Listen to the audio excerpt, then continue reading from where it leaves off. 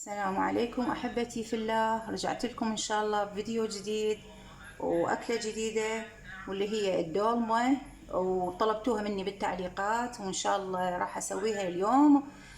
بس مثل ما قلت لكم لازم كل المواد تحضروها مسبقا حتى ما يكون عندكم الشي صعب أو الطبخة صعبة.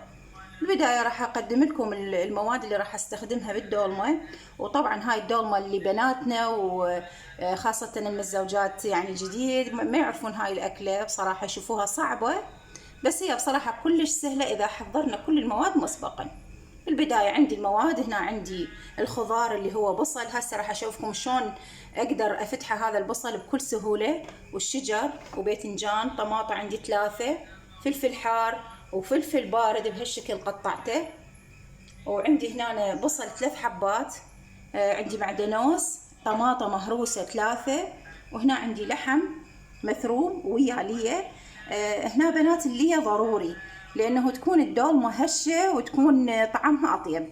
هنا عندي شبنت، أنا ضروري أستخدم الشبنت للدولمة تعطيها نكهة خاصة ويا الباقلة. بالنسبة للصلصة هاي أكيد لمندوزي ما ننساه. عندي بالصلصة هنا أنا عندي دبس الرمان، كاتشب، وهذا الفلفل البارد موجود بكل الأسواق. هذا مجرد يعطي نكهة بس هو مو حار يعني كلش، وسط ويا الكاتشب. وعندي هنا معجون الطماطة، وعندي أكيد البهارات اللي هي مندوزي، كمون، بابريكا، وعندي هنا الكاري وبهارات الدولمة. هسه راح نبدي نضيف هاي المواد كلها. بالبداية قبل لا أضيف المواد راح أشوفكم شلون أسوي البصل. البصل مثل ما تشوفون أختار الأبيض، ويكون يعني شلون بيضاوي، ما يكون دائري حتى ما يتعبكم من تفتحوه.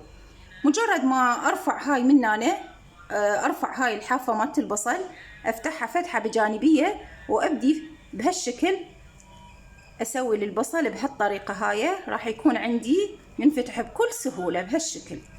راح بس اضغط عليه باصابعي بهالطريقه هاي مثل ما تشوفون. وهسه هنا مثل ما تشوفون هاي البصل كملته كله بهالطريقه هاي. هسه راح ابدي اخلط المواد كلها فوق التمن واشوفكم الطريقه. بالبدايه قلت لكم اني ثارمه هذا البصل، راح اضيفه فوق التمن بهالشكل.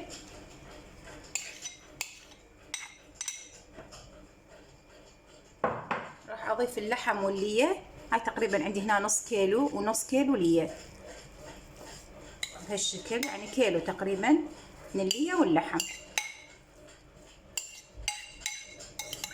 بهالشكل.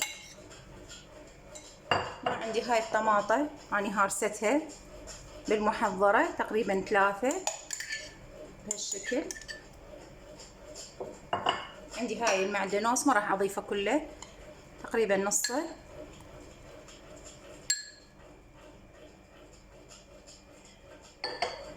وهذا الشبنت راح اضيفه كله بهالشكل هذا.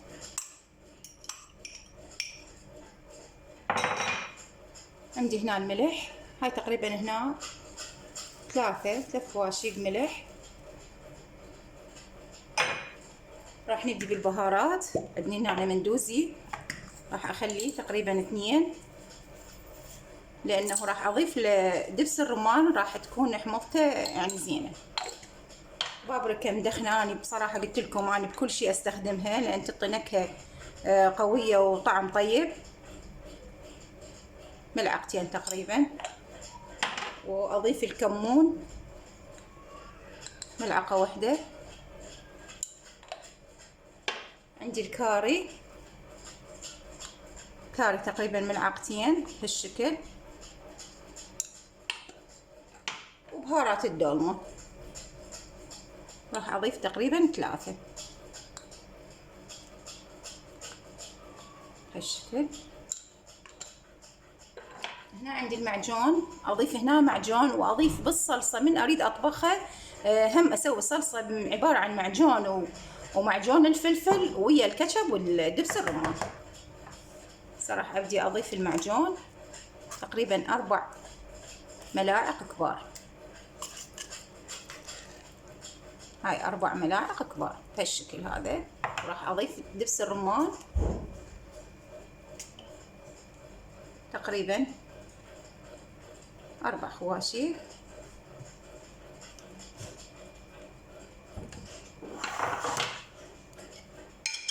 يعني شوية تقريبا الحرارة مالته مو كلش قوية، فراح اضيف قليل من عنده، مو هواي، نص ملعقة.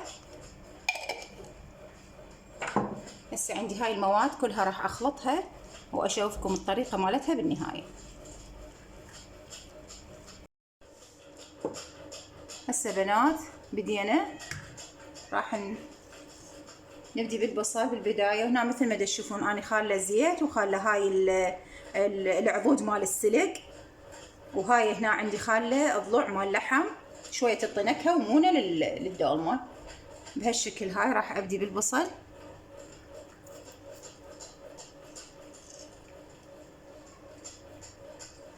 مثل ما شفتوا الخطوات ما بها اي صعوبة وسهلة، ويعني هي مثل ما يقول كبداية اكيد راح تشوفوها صعبة، بس اذا حضرتوا المواد راح تشوفوها جدا سهلة وبسيطة. راح اخلي فلفل، هذا الفلفل اني يعني قاسمته بس من النص من الوسط.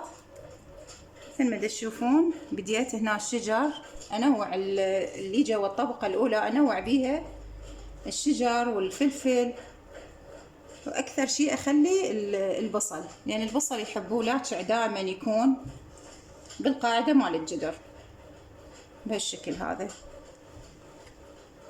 بنات بالنسبة اريد احكي وياكم بموضوع مهم، وهو سبب فتح هاي القناة. بصراحة بنات انا من البداية هذا الموضوع كان ببالي ومفكرة بيه من فترة طويلة. يعني حبيت افتح هاي القناة في سبيل مشروع انساني، يعني ما فكرت بيه ماديا بقد ما فكرت بيه انه يكون هادف، ويكون يعني بيفد امل الناس محتاجة، او الفقراء، او يتيم، او مؤسسة، اشارك بمؤسسة ايتام. المهم يكون هاي اي مادة تيجي من هذا القناة تكون مشاركة لطفل يتيم او كفالة يتيم. يعني هاي الامور تعرفون احنا بهذا الوقت كلش صعب والحياة صعبة، فهذا تعرفون الموضوع كلش مأثر بيه. فحبيت اسوي هذا المشروع بهاي القناة، وان شاء الله يعني يوصل صوتي لاكثر عدد ممكن من الناس، ويتفاعلون وياي بهذا المشروع، ونسوي فد شيء لمرضاة رب العالمين. يعني بالاول والاخير انه هي هاي الانسان من يسوي هذا العمل الصالح هي بحد ذاتها سعادة حقيقية. وان شاء الله يا ربي تساعدوني بهاي القناة، وتشوفون انه هذا هو راح يفيدكم انسانيا قبل لا يكون مصلحة ذاتية. بنات مثل ما تشوفون هنا تقريبا راح اكمل طبقة البصل مثل ما تشوفون بهالطريقة. هاي هنا عندي 2،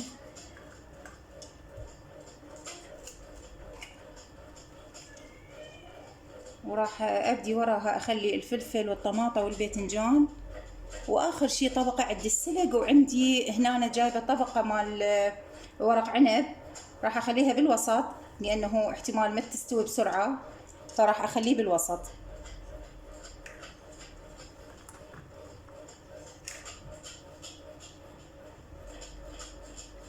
تشوفون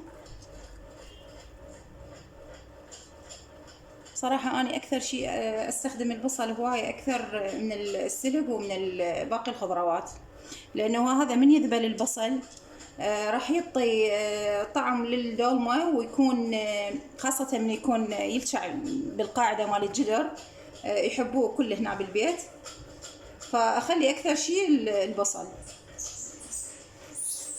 مثل ما تشوفون هنا كملنا كل الخضروات، البصل والطماطة والباذنجان والفلفل حار، خليت بهالشكل هذا 2 يعطي نكهة وطعم للدولمة. وهاي الطماطة والفلفل. هسه راح ابدي الف الورق عنب مثل ما تشوفون بهالشكل هذا، اخليه بالوسط، ودائما اخليه على الورق العنب يكون الورقة الملساء اللي برا، والخشنة تكون جوا ويا الحشو. راح ابدي بهالشكل هالطريقة هاي والفها هالشكل. هاي الثاني نفس الشي، تشوفون الطريقة. خلي قليل من الحشو بهالشكل. طبعا ورق العنب هنا الكبار ويساعدني باللف مثل ما تشوفون.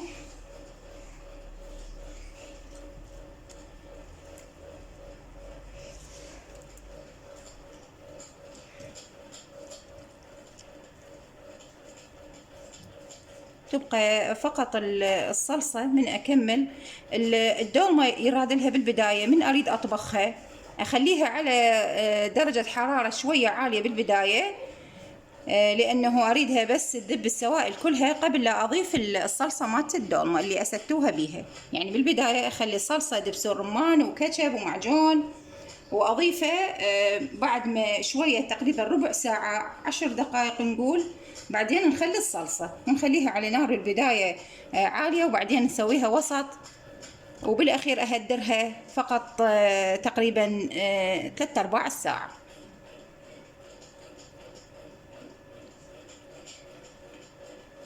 هاي السلق نفس الحالة.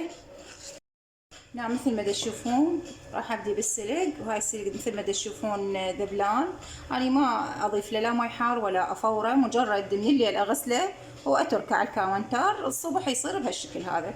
صراحة ابدي الفه مثل ما تشوفون بهالشكل. انا هاي لفة السلق تكون ماخذة عليها بدون يعني بهالشكل بهالطريقة، بالعكس ما اعرف يقولوا لي هي ما يصير هيجي، بس انا ماخذة ايدي بهالشكل يعني بالعكس ألفها. كل منو طريقته باللف.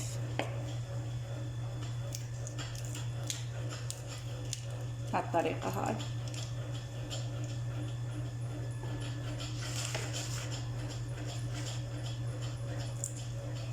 هسه مثل ما تشوفون راح أكمل لف السلق وأرجع لكم بآخر شي ويا الصلصة مالت الدولمة. نعم مثل ما تشوفون استوت الدولمة وهدرتها تقريبا أخذت وقت ساعة وربع ساعة ونص، خليتها على راحتها تتهدر. وهسه راح تشوفون شلون أقلبها. بس البداية أنا أخلي خبز هالشكل وأقلبها بصينية مثل ما تشوفون. هسه راح أرجع لكم أقلبها وأرجع لكم. مثل ما تشوفون بهالطريقة هاي صارت جاهزة، ومثل ما الناس كلها تحبها تكون لينة ما تكون قوية. وهاي مثل ما تشوفون للضلوع ذابت ذوبان ويا الدولمة بهالطريقة هاي. إن شاء الله تجربوها وتعجبكم، وانتظرونا بفيديو جديد. مع ألف سلامة.